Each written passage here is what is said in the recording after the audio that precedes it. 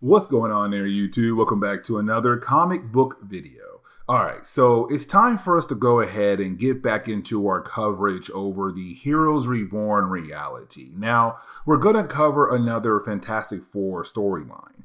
And when it comes to this Fantastic Four storyline, it's really more of us seeing the Fantastic Four finally meeting the Inhumans in this reality.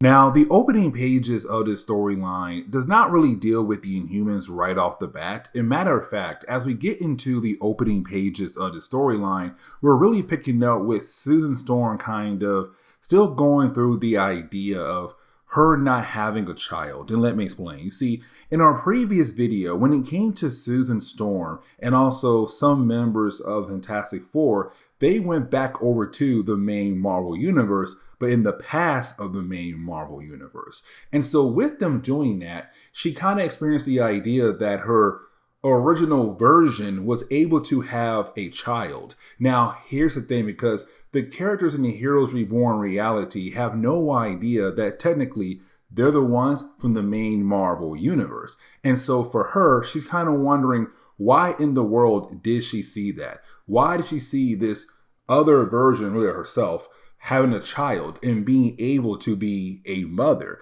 In this reality, she was told that she can never have children. And you can kind of tell that it really does bother her a lot. And so what she tries to do is keep herself busy, because once she does that, she's then able to kind of not really focus on that and focus on other things. Like, for example, the other members of Fantastic Four, like the Thing and also the Human Torch, because those two characters, they argue like brothers. And so for her main goal is to make sure this team runs perfectly. And so you have her right now putting those two characters in this training room to kind of have them go through some training sessions, but to really work on the idea of, well, being a team. And so at first they kind of struggle, right? But you do have the Human Torch and the Thing being able to work together to find a way to get out of her actual training program. Now, once you do have everyone get done with that, they do have some plans for the big night.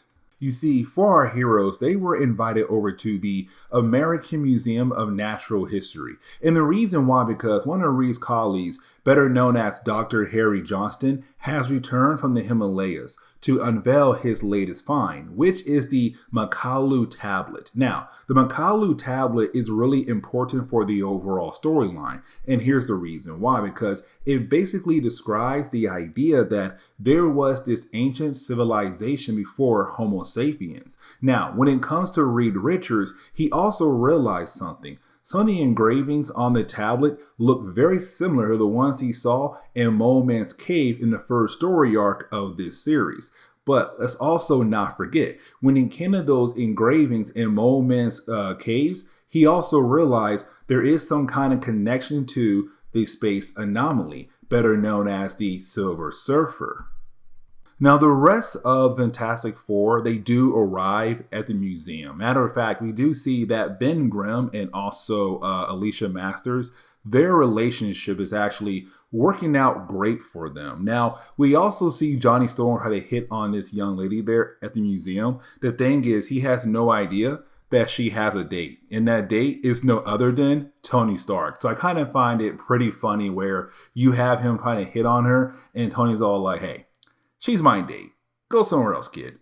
Now, this kind of leads into the idea of everyone just having a good old time at the party. You got people dancing, minding their business. Everyone is relaxing. But then out of nowhere, you have this party crasher. Somebody breaks into the actual museum to steal the tablet. And the reason why, because that tablet could reveal a lot of different secrets about their people. So of course, she wants to make sure to get their hands on that tablet. Now, she is able to get to the rooftop, except when she does, you have Johnny being able to hit her in the back. Now, when he does, it takes off her mask to reveal that this is Crystal. Now, for Crystal, she did not come alone. Matter of fact, she brought Gorgon with her as well, who does kick Johnny into a brick wall, and of course his head does hit the brick wall, but they also brought Karnak as well. Now, with Crystal seeing what happened to Johnny, she's very worried about the idea of him dying, and kind of feels like it's up to her and the royal family to to actually treat his injuries.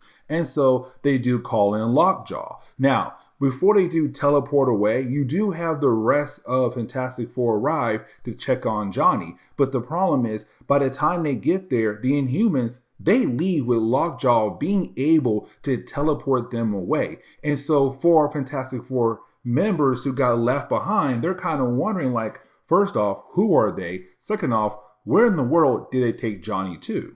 Now, for Reed Richards, he was kind of able to work very quickly here and kind of figure out where Johnny was taken to, somewhere in the Himalayas. And so you do have our heroes get into an aircraft to fly over there. Now, when our heroes arrive in that one particular area, Ben realized that there's some kind of energy dampening field around that area. The problem is that by the time he tells Reed, it's too late. Their aircraft had hit that energy dampening field, and so of course that aircraft does lose energy and they crash into the Himalayas. Now, while you do have our heroes trying their best to survive in the harsh environment, they don't realize that they're being watched by somebody. And of course, that somebody really a group of people better known as the Inhumans, like Black Bolt and Medusa. Before the Fantastic Four, they're unable to keep going in the harsh environment. So of course, they all pass out right in front of the Inhumans. Now, as we dive into the second chapter, we really pick up with a character known as Firelord. Now, for Firelord, he's one of the heralds of Galactus. But here's the thing about Firelord, because he's been given a task, which is to go to different planets across the universe to see if they are truly ready to be consumed by Galactus. Now, in one of our earlier videos for Iron Man, we had learned that when it came to the heralds of Galactus, they had planted these devices in the different planets across the universe to kind of get those worlds ready to be consumed by Galactus. And matter of fact, one of those devices have been planted on Earth. And of course, the Earth is now ready to be consumed by Galactus. But you do have Galactus go ahead and call up Firelord and say, hey man, listen, it's time for us to go ahead and get ready to consume the planet Earth. And so he already tells Firelord the other heralds have already left ahead over there, like the Silver Surfer and Terrax as well. And so for Firelord, he makes his way over there as well. Now, as we do switch over to the Fantastic Four who got captured earlier at the end of the last chapter, we see them being escorted over to the throne room of the Inhumans. Now, for our heroes, they do learn a few things about the Inhumans here. Like, for example, the whole idea that Black Bolt and Medusa are the king and queen of the Inhumans.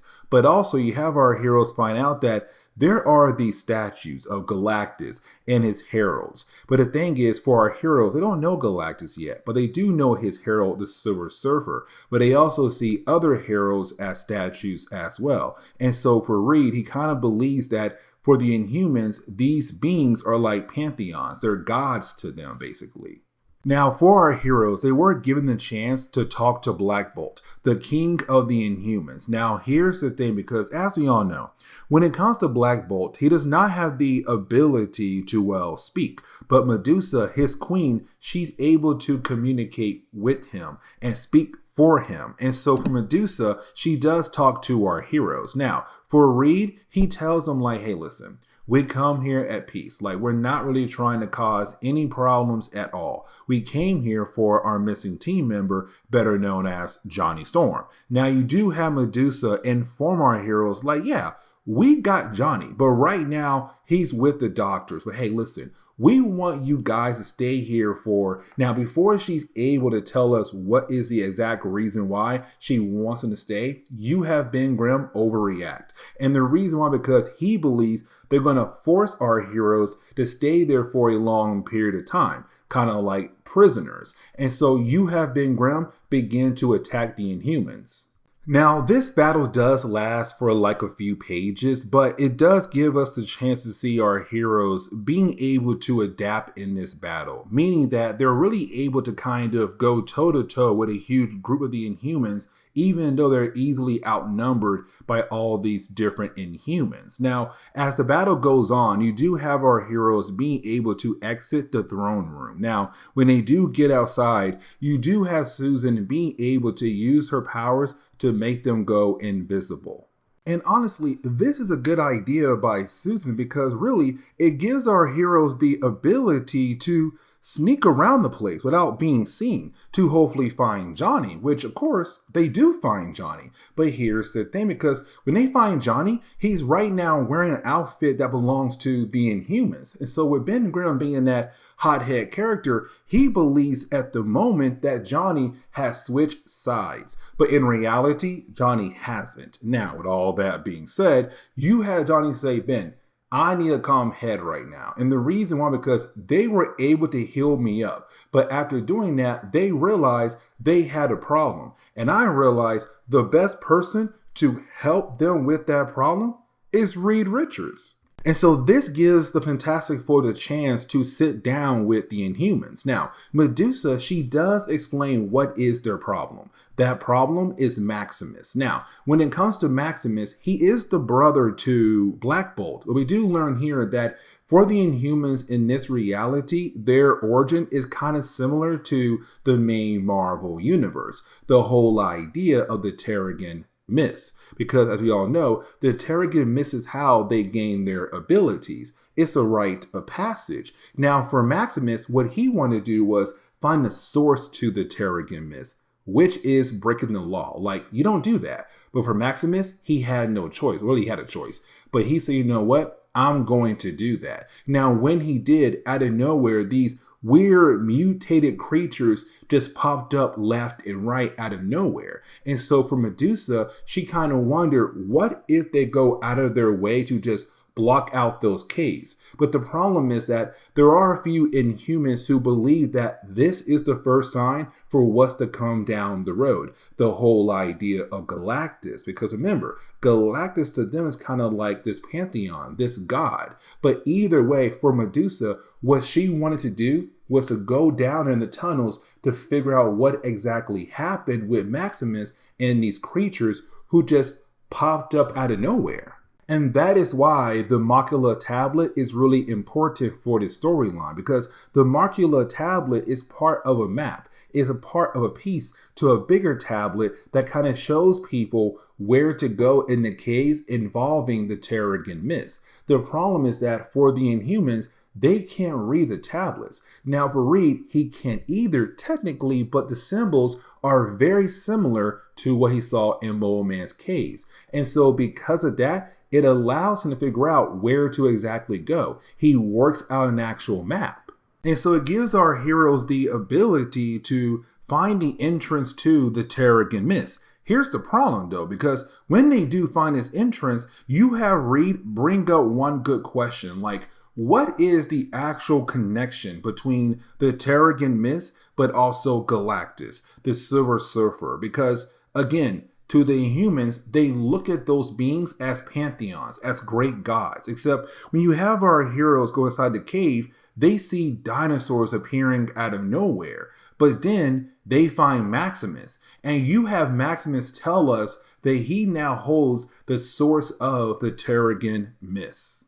And so this leads into the third and final chapter of the storyline. But first, as we get into the opening pages of the third chapter, we do pick up with Galactus once again. Now, this is Galactus just out there consuming another planet, but making his way over to Earth. And we do get a chance to see another one of his heralds, better known as Plasma. But once he does consume that planet right there, he continues to make his way over to the planet Earth. But getting back over to our heroes who are getting ready to fight against Maximus the Mad, we do learn what he did here. You see, the reason why he decided to absorb or take control over the Terrigen Mist is because he knows Galactus is coming. And so his main goal is to get the Earth ready, because he knows when Galactus does arrive, there's going to be a trial. The whole idea of us being tested. And so for Maximus, he wants to make sure that Earth is ready to fight against Galactus and his forces to save the Earth. Now, for our heroes, they don't believe the idea that Galactus is coming, this devourer of planets. And so you do have our heroes begin to battle against Maximus and his army of mutated creatures. Now, as the battle goes on, you do have Maximus leave with Crystal. And this kind of leads into us learning a tad bit more about the Terrigen Mist. You see, for Maximus, what he found was this machine, better known as the creation device. And what it did was it created the Terrigen Mist, but he also used the device on himself to evolve himself, but also the creatures that he has been fighting with. Now, when it comes to Maximus, what he wants to do is use the same device on Crystal to evolve her, but to make her become his queen, but to also get the world ready for the return of Galactus. Now, with that being said, you do have our heroes arrive, and you have Johnny Storm being the one to actually stop him because he was very upset about the idea that he kidnapped Crystal. And for Johnny, we get the idea. The man had already fallen in love with her. But you do have Johnny being able to take down, well, Maximus. And so this kind of leads into, I don't want to say a rush ending, but like it's kind of getting into the ending of the book because the next storyline for our heroes leads into the next crossover where it's our heroes getting ready to fight against Galactus. And so you do have the Inhumans and also the Fantastic Four kind of realize that they're now allies. But you do have our heroes go their separate ways. We also see the idea of Johnny and Crystal, making out, kind of showing us they're in love and everything. Now for Maximus, he's showing why he's called Maximus the Mad, because the dude's showing how mad he is because he truly believes that Galactus is coming. But the thing is, he's correct. Galactus is coming and he'll be there very soon. But here's the thing, because we do jump over to Latveria and we do pick up with Dr. Doom. Now, when we do pick up with Dr. Doom, it's him being confronted by a future version of himself who hands him a memory card. Now, the memory card he does hand him is kind of like an upgrade version of his card he has in the present day for his time machine. And so for the present day Dr. Doom, he's very confused about the idea of being confronted by a future version of himself, but he also kind of wondering like, what if he does use this memory card that was given to him by his future self? But this is where we're going to end today's comic book video. And guys, we're getting ready for the next big crossover for Heroes Reborn. But guys, see y'all next time. Later.